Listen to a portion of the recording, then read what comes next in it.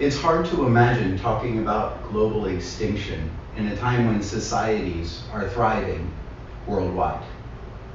But what if I told you that that very life is causing its own extinction on a daily basis?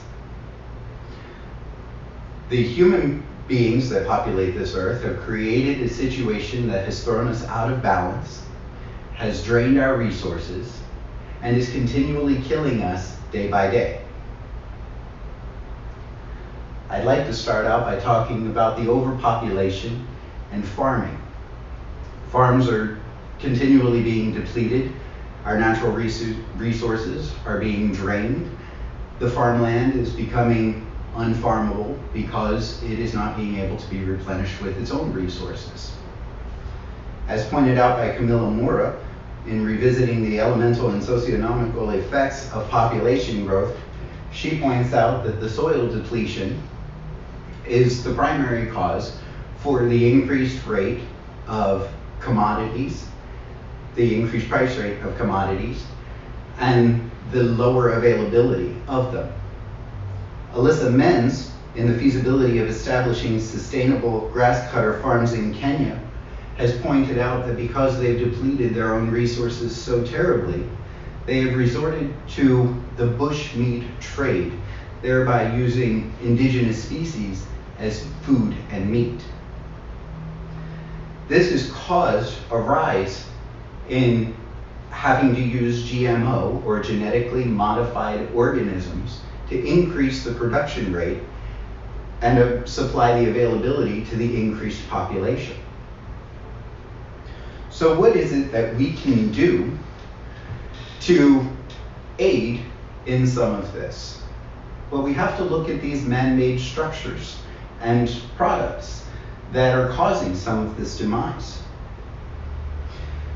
One of the things that's happening is coastal overpopulation. Because of the coastal overpopulation, we're suffering through a lot of oceanic pollution, as pointed out by Stephen Jordan in the cumulative effects of coastal habitat alterations and fishery resources.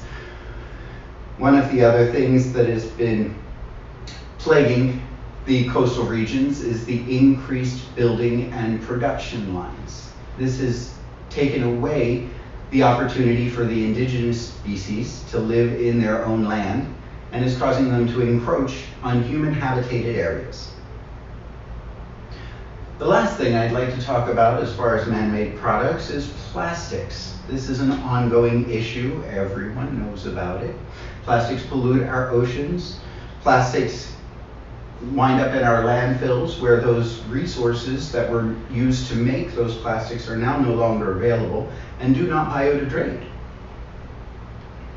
As Emily North points out in Plastics and Environmental Health, the air itself can be polluted through the recycling of these products as the chemicals are broken down, thereby polluting the very air that we breathe through trying to help our environment. Now, while that's still a debatable cause, let's look at some of the things that everyone always agrees on: carbon emissions. Human beings have increased and are solely responsible for the amount of carbon emissions degrading our environment. As pointed out in Trends of Atmospheric Carbon Dioxide from the National Oceanic and Atmospheric Administration, population growth and CO2 growth are equally correlated together. As one increases, so does the other. As was pointed out by Carnegie Institute in their study on effects of CO2 and plant increase in global warming, they noted that the decreased plant life and raised levels of carbon dioxide decrease the evaporative cooling by plants. This is a direct cause that has decreased the cooling and adds to the effects of global warming. So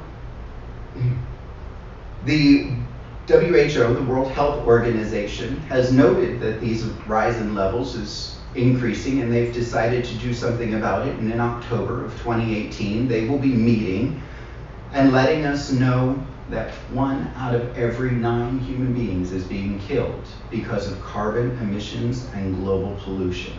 So the World Health Organization themselves has decided to step in and take control of the situation. Now, while all this seems very dour and dark, there has to be some ray of sunshine.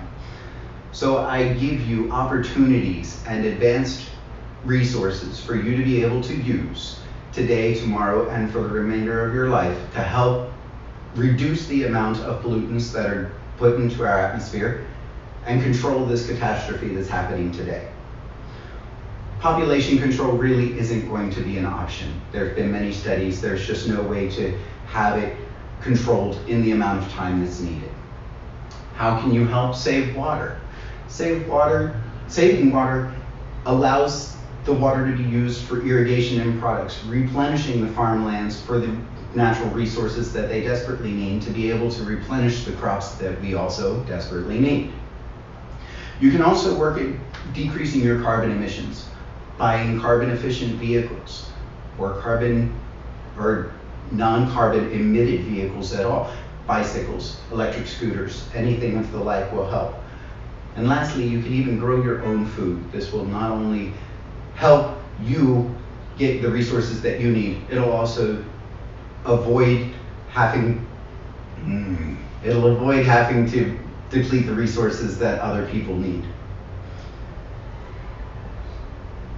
So now I've shown you what we're doing to pollute the environment, how we can help, and the ways in which you can do it today.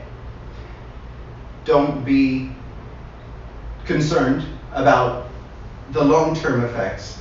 Worry about the here and now. The rest of it will all fall into place. So you can actually prevent being the product of your own extinction. Thank you.